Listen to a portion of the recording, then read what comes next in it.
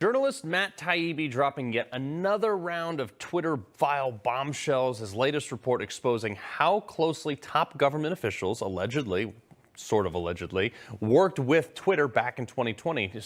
They tried to suspend certain accounts because they didn't like them, specifically shedding light on Congressman Adam Schiff, saying, quote, they also received an astonishing variety of requests from officials asking for individuals they didn't like to be banned.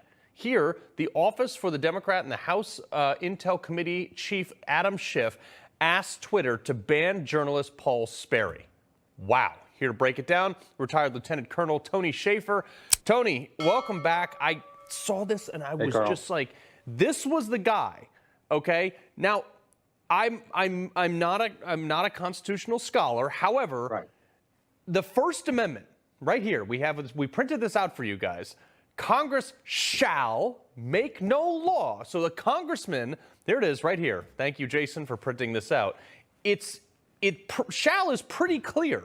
So a congressman doesn't have to make a law. He can just go ask journalists to ban the free speech of a journalist? No, Carl, look, this is clearly illegal. It's actually covered in Title 18. Deprivation of rights under the color of law. What you've described is exactly what is illegal. Adam Schiff decided to use the federal government as a venue to actually not only suppress information, carry out what I consider a coup against a sitting president, which was the Russia collusion narrative and the impeachment. So let's be very clear on this. It talks about it being a crime to act under the color of law. That is to say that you use your authority as a federal authority official or a member of Congress to deprive you and me and Paul Sperry of his constitutional right as you just defined it. And so there's no gray area here, Carl. It's black and white, and it's a clear violation. So there's no doubt. So, look, Kevin McCarthy gets elected. Now we have likely Jim Jordan going to head up the committee investigating a lot of these things. Right. Are we going to see any perp walks here, or is this just going to be, oh, we're really mad, we're going to send you a very sternly worded letter from the UN saying we're mad, and then back to business? The honest answer is I think a lot of us are going to go and define this as clearly as we can as illegal. We're going to provide you, the audience that we serve here, and others, clear and precise information that shows that this was something that should be prosecuted. But the sad answer is, Carl, probably not, because you have a corrupt president in the form of Joe Biden, who has his own issues which are going to be investigated. You have a corrupt Justice Department under Merrick Garland, who will not investigate anybody of his party. That is to say that Democrats have a free ride. And so until we see someone come in, probably in 2024, where you reestablish control of the executive branch of the government, all of this is going to sit on the back burner. With that said, there's no reason to not go through it. I trust Jim Jordan. I know Jim. Jim's going to go through and do a thorough investigation.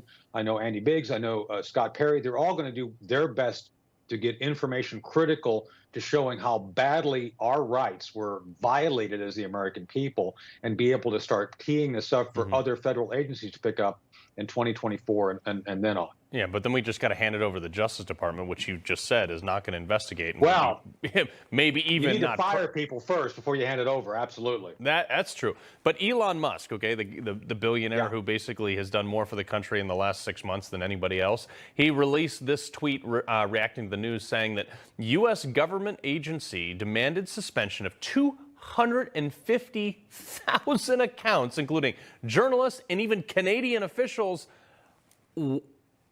250,000 accounts, that's a huge swath of people. Is it just people they don't like? Yeah, well, it's one thing to go after us, another thing to go after the Canadians, for goodness sake. Geez, no, but to be serious about this, I think my account was amongst those because, Carl, I don't know if you knew this, the day I started trolling Ray Epps, I was suspended permanently. So I have no doubt that the FBI or someone behind the scenes went to Twitter back then and said, you need to get Schaefer off there. And I've been off permanently since then. But yes, I think, again, this is deprivation of rights. What I find completely baffling is the FBI then admitting, oh, yeah, we do this with all the social media companies. This is routine. I know. It's like, okay, you just admitted to multiple felonies to the American people, and it's something that, again, it needs to stop Yeah. immediately. And then those who actually set up these policies and engage in them need to be held accountable. That's the thing, is they're just so brazen about it. They're like, yeah, we do it. Yeah. It's illegal, but it's fine because we're the purveyors of the law. So who's going to arrest right. us? Tony Schaefer, you should go arrest them. We appreciate you being here, sir. Thanks, Carl. All right.